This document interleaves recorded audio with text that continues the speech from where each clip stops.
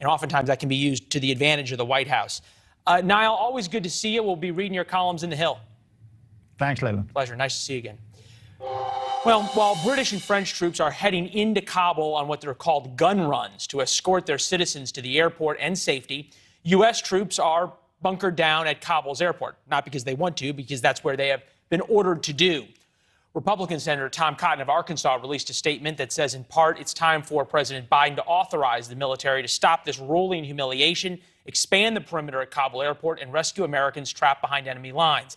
Anything less amounts to an abandonment of our fellow Americans and a shameful abdication of duty in a moment of crisis. Dave Spears spent 20 years as SEAL, serving as a team commander, planned many rescue missions just like the ones the senator is talking about. Also the author of Smarter, Not Harder, 17 Navy SEAL Marksums to elevate critical thinking and prosper in business and life. Dave, good to see you.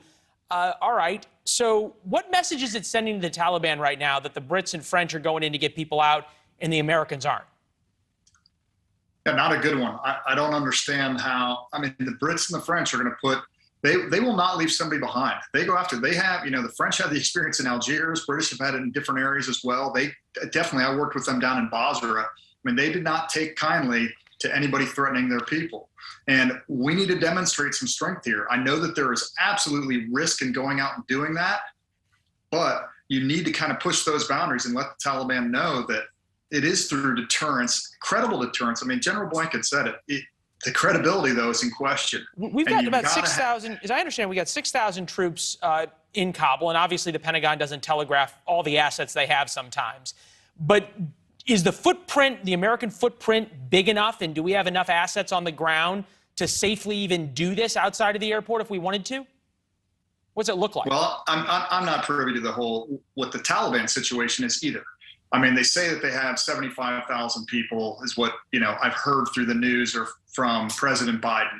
Is that 75,000 spread throughout the country? I mean, they've always gotten all these numbers wrong anyway. So it could be 7,500 in Kabul. It could be 75,000. It could be 150,000 throughout the country with recruits they picked up. Don't know. So unless you get a good sense through intelligence, which we've shown that we're terrible at apparently, then you have a hard time setting up your defenses. It takes an airport's a big facility, a big area with a lot of vulnerabilities. So guarding that perimeter takes a lot of people. You're talking shifts, and then you have to have overhead assets. And Kabul airport is terrible for defense. It's surrounded by urban areas on one side that's really hard. Like when Senator Cotton says push out the perimeter, very difficult to push the perimeter out into the urban areas. You're talking about taking small houses, and it's kind of an impoverished area right there. So yes, you can go and you'd be ready to fight big time. I mean, you got to need some overhead assets, but you got to be ready to. And now the Taliban's now the Taliban has a whole new cache, billions of dollars worth of U.S. weapons that conceivably could be used against U.S. forces if they wanted to. They're speaking of sort of what to do on the ground and how dangerous the situation at Kabul airport is. General Milley, the chairman, was asked about perhaps retaking Bagram Air Base to give us a second footprint there or foothold in the country. Take a listen. Is there any thought of retaking Bagram in order to expedite this evacuation? And if not, why not? I won't. Good question, great question. But I'm not going to discuss branches and sequels off of our current operation. I'll just leave it at that. Good question, great question seem to be, I'm just waiting for the order.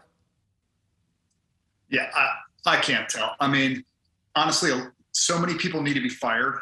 General Milley at the top of the list, SecDef at the top of the list. I mean, this is a catastrophic failure, regardless of what you think.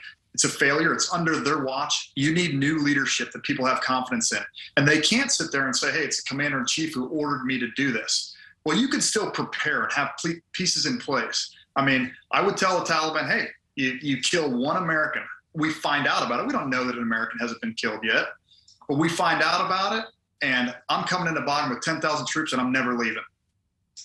You know, I mean, tell the Taliban they need to understand that you are credible and that you are going to bring the hammer down. Bagram's much easier to defend. It's got open fields around it. The mountains are spread out quite a ways. It's got less populace around it, whereas Kabul is kind of, you know, it just seems northeast like of the city. It's hard to defend. just seems like the administration is loath to commit any more troops or expand the footprint because they want out so badly. Dave, it's always good to talk to you. We appreciate it. Hey, thanks, Leland. Good talking to you. Thank you. Coming up, they've risked their lives to help the U.S. Now they feel abandoned. We're going to introduce you to one woman trying to get the translators who helped American forces to safety. But first, he's become the public face of President Biden.